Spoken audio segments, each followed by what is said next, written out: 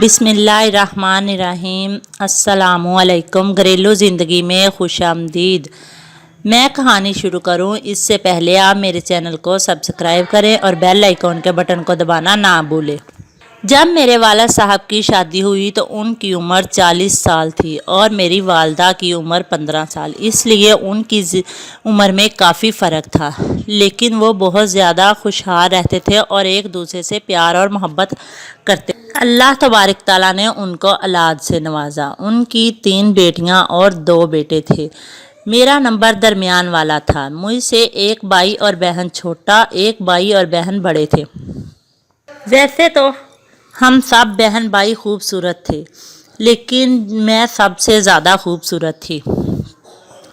मेरी बड़ी बहन की आंखें बिल्ली जैसी थी और रंग की भी गोरी थी, लेकिन उसका कद छोटा था। और जो मुझसे छोटी थी उसका रंग ज़रा गंदमी था। मेरा रंग भी गोरा था, कद भी लंबा था। हम सब वैसे तो खूबसूरत थे, लेकिन इसी वजह से मैं सबसे ज़्यादा खूबसूरत थी। मेरी बहन ने मैट्रिक कर लिया और मैं मैट्रिक में थी। अब मेरी वालदा साहबा को हमारे रिश्ते की हर वक्त फ़िक्र रहती और ख़ानदान वाले चाहते कि मेरा रिश्ता उनको मिल जाए। मेरी बड़ी बहन का रिश्ता शहर से आया, जो कि गांव की एक औरत करवा रही थी। वो लोग बहुत ही अच्छे और भला मानस थे। लड़का भी काफ़ी खूबसूरत और हैंडसम था। उम्र भी कुछ ज़्यादा ना थी। वो मेरी बहन को पसंद करके चले गए और उसका रिश्ता तय पा गया। अब ख़ानदान वालों ने हमारे घर में डेरे लगा लिए। कभी एक जाता और दूसरा आ जाता, दूसरा जाता तो तीसरा आ जाता कि इनका रिश्ता हमें मिल जाए। मेरे वालिद साहब ने उनको साफ इनकार कर दिया और कहा कि अगर मेरी बड़ी बेटी गैरों में जा सकती है तो छोटी क्यों नहीं। मैं छोटी का भी गैरों में ही करूँगा। ख़ानदान वाले जानते थे कि जब हम बार बार आएंगे तो ये हमें रिश्ता दे देगा, लेकिन मेरे वालिद मोहतरम ने दिल में ठान ली थी कि मैं इनको रिश्ता नहीं दूँगा। मेरे मैट्रिक के एग्ज़ाम थे। मैं पेपर देने के लिए शहर चली गई। मेरे वालिद साहब मुझे स्कूल छोड़ने जाते और लेने भी जाते थे। मैं शहर में ही पेपर देने के लिए रुकी हुई थी। एक दिन मैं और मेरे वालिद साहब पेपर देने के लिए के रास्ते में हमारे बराबर पर आकर एक गाड़ी रुकी। गाड़ी से एक इधर उम्र का आदमी, तकरीबन उसकी उम्र 40 साल थी। उसने बाहर झांका और कहा, बाबा जी कहाँ जा रहे हो? तो वालिद साहब ने कहा कि मेरी बेटी के पेपर हैं, मैं इसे स्कूल छोड़ने के लिए जा रहा हूँ। उसने कहा, बाबा जी आपके बेटी और आप पैदल क्यों जा रहे हैं? आए मेरे साथ गाड़ी में बैठ जाए। वालिद साहब आगे बैठ गए और मैं पीछे बैठ गई। उसने हमें स्कूल छोड़ दिया और वालिद साहब उसके साथ चले गए और मैं स्कूल में। मेरे वालिद साहब मिल में काम करते थे। वो शायद मिल का आदमी था। मेरे वालिद काफ़ी उम्र के थे, काम भी बहुत ध्यान से करते थे, दिल के साफ थे, इसलिए ज़्यादातर लोग मेरे वालिद साहब को बाबा जी कहते थे। स्कूल से वापसी पर भी वही गाड़ी मुझे लेने के लिए आई, लेकिन वो आदमी ना था, उसमें कोई और आदमी था और साथ में मेरे वालिद थे। अब मैं उसी गाड़ी में पेपर देने के लिए आती और जाती, यहाँ तक के घर में भी मैं उसी गाड़ी में गई। मेरे वालिद साहब भी मेरे साथ ही गए थे। वालिद साहब ने अम्मी जान को बताया कि मेरे मिल का मैनेजर शम्मा का रिश्ता मांग रहा है। उसकी उम्र तकरीबन 35 से 30 साल है। वालदा साहबा ने कहा कि उसकी और उनकी उम्र में बहुत फ़र्क है, हम ये रिश्ता नहीं दे सकते। तो वालिद साहब ने कहा कि हम दोनों की उम्र में भी तो काफ़ी फ़र्क था, हम दोनों इतने खुशहाल हैं तो ये भी खुश रहेगी, वो काफ़ी पैसे वाला है। वालदा की जब अपनी बात आई तो वालदा खामोश हो गई और कहा कि ठीक है, जैसे तुम्हारी मर्ज़ी। मैंने कभी तुम्हारे ख़िलाफ़ कोई बात नहीं की, तो आज कैसे करूँगी? जैसे तुम चाहो वैसे ही हम कर लेंगे। वालिद साहब ने जाकर उसे हाँ कर दी और मेरा रिश्ता पक्का कर दिया। अब हम दोनों बहनों का रिश्ता हो चुका था। 1 साल के बाद हम दोनों की बारात आ गई और वो हमें ब्याने के लिए आ गए। मेरी बड़ी बहन के ससुराल वाले कुछ खास खाते पीते ना थे, इसलिए उनकी बारात में एक गाड़ी और बरी में भी कुछ खास कपड़े ना थे। जेवर सिर्फ 5 तोले था। मेरी बारात पूरी की पूरी गाड़ियों पर आई और बरी में भी बहुत ही अच्छे और खूबसूरत कपड़े थे। जेवर में नथ, टिक्का, झूमर, चूड़ियाँ, कैंठी, अंगूठी वगैरह सब थे। जेवर का वज़न 21 तोले था और चांदी का भी सेट था। वो मुझे ब्याह कर अपने घर ले गए। मैं जब ब्याह कर घर में गई तो वो घर नहीं, एक कोठी नमा था। पूरा घर फूलों से सजा हुआ था। मेरा इस्तकबाल परियों की तरह किया गया। वहाँ के सब लोग बहुत ज़्यादा खुश थे और मेरा इस्तकबाल भी बहुत अच्छे तरीके से कर रहे थे। वो सब मुझे बहुत ही ज़्यादा चाहने वाले लग रहे थे और वो भी बहुत अच्छे ही थे। शादी के 5 साल तक तो मैंने ऐशो इशरत में गुजारी। मुझे कोई तंगी या मुसीबत का सामना ना करना पड़ा। मुझे हर चीज़ बिन मांगे मिलती थी। नौकर चौकर भी थे। फिर एक दिन यूं हुआ कि उनकी नौकरी छूट गई और हमसे वो घर भी छीन लिया गया और गाड़ी भी। अब हम एक कच्चे से घर में आ गए। कच्चे से घर में क्या आए कि खाने की भी किल्लत होने लगी। अब वो ना तो वो नौकरी तलाश करते थे और ना ही उन्हें नौकरी कोई मिल रही थी। आहिस्ता आहिस्ता भूख प्यास ने हमें काटना शुरू किया। उन्होंने गुर्बत से तंग आकर जुआ खेलना शुरू कर दिया। मैं उन्हें बार बार समझाती कि तुम ये क्या कर रहे हो, हमारे 3 बच्चे हैं, ये कैसे पालेंगे अगर तुम काम तलाश नहीं करोगे तो। उसने मेरी कोई बात को समझने की कोशिश ना की। फिर एक दिन उसने घर का सामान बेचना शुरू कर दिया। जेवर, कपड़े, हर चीज़ को बेचना शुरू किया। घर भी बेच दिया और हमें भी कहा कि तुम भी जा सकते हो। फिर हम किराए के मकान पर आ गए। हम किराए के मकान में रहते थे। एक दिन एक आदमी और मेरे शोहर घर में आए। मुझे उन्हें कहा कि चलो हमें शहर जाना है। मेरी तबीयत कुछ ठीक ना थी। मैंने कहा मेरी तबीयत ठीक नहीं। उसने कहा कोई बात नहीं, तैयारी रखना, हम सुबह चलेंगे। जब वो घर से चले गए तो शाम के वक़्त एक आदमी आया जो कि मेरे शोहर के दोस्त थे। वो अक्सर हमारे घर में आते जाते थे। उसने मुझे बताया कि तुम इनके साथ ना जाना, इसने तुम्हें और तुम्हारे बच्चों को बेच दिया है। मैं बहुत ही ज़्यादा परेशान हो गई।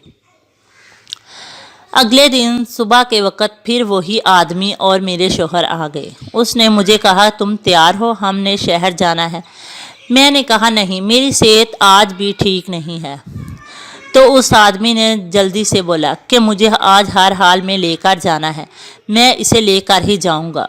जब उस आदमी ने ऐसा कहा तो मैंने बहुत ही गौर से उसकी तरफ देखा तो मेरे शोहर जल्दी से उसको बाहर ले गए और बात को घुमा फिरा दिया।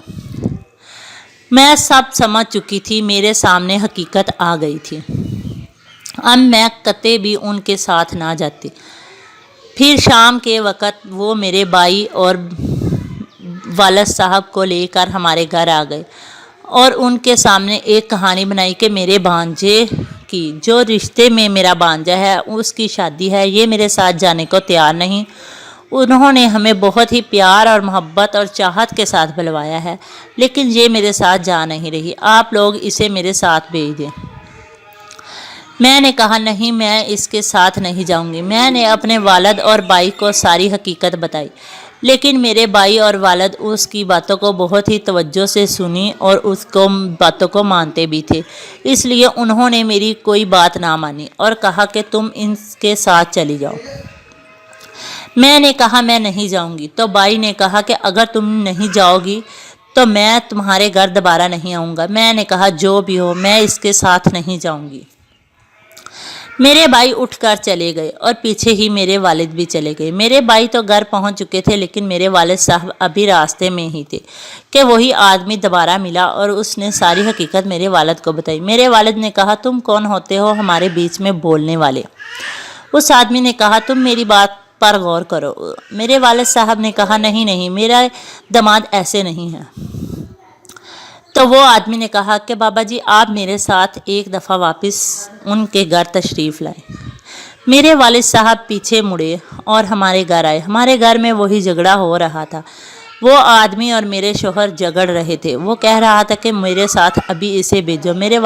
میرے شوہر کہہ رہے تھے کہ نہیں، میں تمہیں ایک آدھے دن میں اس کو تمہارے ساتھ بھیج دوں گا، ایسے لڑ جھگڑ کر لے کر جاؤ گے تو یہ تمہارے ساتھ نہیں جائے گی، 2 دن صبر کر لو، پھر اس نے ہمیشہ تمہارے ساتھ ہی رہنا ہے۔ میرے والد صاحب نے یہ ساری بات سن لی۔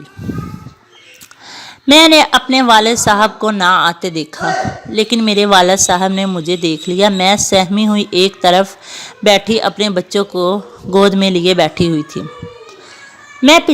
وہ دونوں آپس میں جھگڑ رہے تھے اور میں پچھلے دروازے سے باہر نکل گئی۔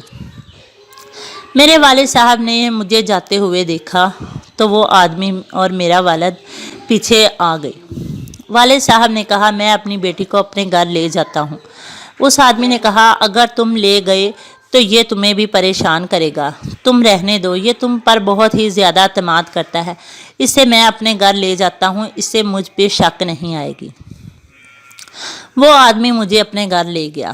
میرے والد صاحب نے گھر جا کر ساری بات میرے بھائی کو بتائی، لیکن میرے بھائی نہ مانے۔ اس نے کہا یہ اس کی کوئی نئی چال ہے۔ میں نے اپنے شوہر سے طلاق کا کیس درج کیا اور طلاق لینے کے لیے لیتے مجھے تقریباً 7-8 ماہ لگ گئے۔ طلاق ہونے کے بعد میں نے اپنی عدت پوری کی۔ وہ شخص میرے گھر اکثر آتا جاتا اور مجھے سودا سلف بھی لا کر دے دیتا۔ مجھے اگر کہیں جانا ہوتا تو وہ میرے ساتھ چلا جاتا۔ اس کی بیوی پہلے تو بہت اچھی تھی، لیکن اب اکثر ہی اس کے ساتھ جھگڑتی کہ یہ تمہاری کیا لگتی ہے جو تم اس کے ساتھ اکثر آتے جاتے ہو۔ اس نے اپنی بیوی کو بہت دفعہ سمجھایا کہ یہ میرے کچھ نہیں لگتی، میں صرف اس کے ساتھ ہمدردی کرتا ہوں، اس کا اور میرا کوئی تعلق نہیں ہے۔ یہ بیچاری عورت جو کہ اس کے گھر والے اسے اچھا نہیں سمجھتے۔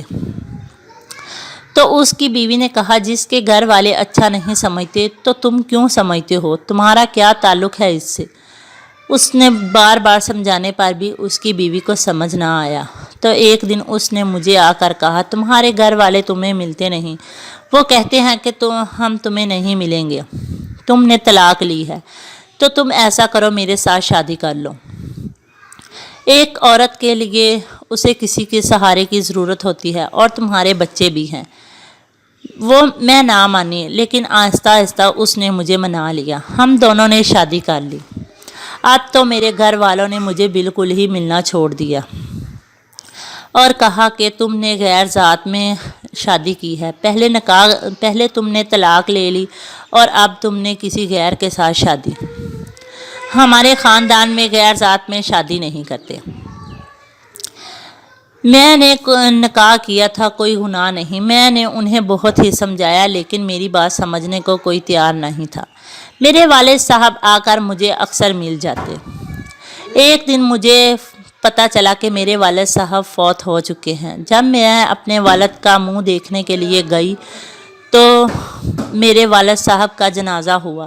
جنازہ ہونے کے بعد میں اپنے گھر میں آنے لگی تو میرے بھائی صاحب نے مجھے کہا کہ یہاں صرف تمہارے والد صاحب تمہیں ملتے تھے، اب وہ بھی اس دنیا سے جا چکے ہیں۔ میں اپنے والد کی بہت عزت کرتا ہوں، اس لیے میں ان کا جنازے کے بیٹھے ہوئے کوئی تماشا نہیں بنانا چاہتا تھا۔ اب تمہارے لیے بہتر ہوگا کہ آئندہ تم ہمارے گھر مت آنا۔ میں روتی ہوئی اپنے گھر آ گئی۔ خدا کو شاید یہی منظور تھا کہ مجھے کوئی نہ ملے۔ میں اب اپنے گھر میں ہی رہتی ہوں، میرے رشتہ دار کوئی نہیں مجھے ملتے۔ میں تمام دوستوں سے، ماؤں اور بہنوں سے، بھائیوں سے یہی درخواست کرتی ہوں کہ اپنی بہن اور بیٹی کی بات کو سمجھے۔ ضروری نہیں کہ سامنے والا شخص سچا ہو، کبھی کبھی بیٹی اور بہنیں بھی سچی ہوتی ہیں۔ ملیں گے، میری کہانی سننے کا شکریہ، ملیں گے نئی کہانی میں۔ اللہ حافظ۔